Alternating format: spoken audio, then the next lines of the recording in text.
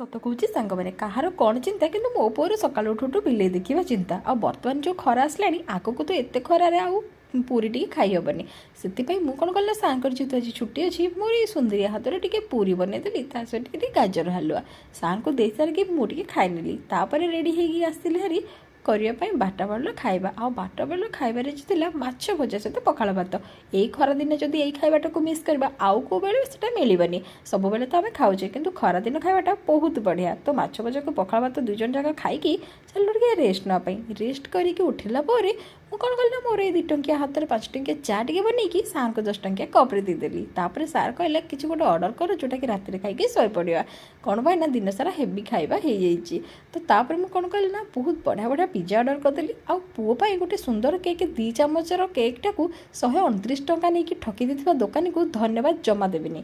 ତାପରେ ମୁଁ କ'ଣ କଲି ନା ପିଜା ଖାଇକି ଥମ୍ସ ଅପ୍ ପିଇକି ଶୋଇପଡ଼ିଲି।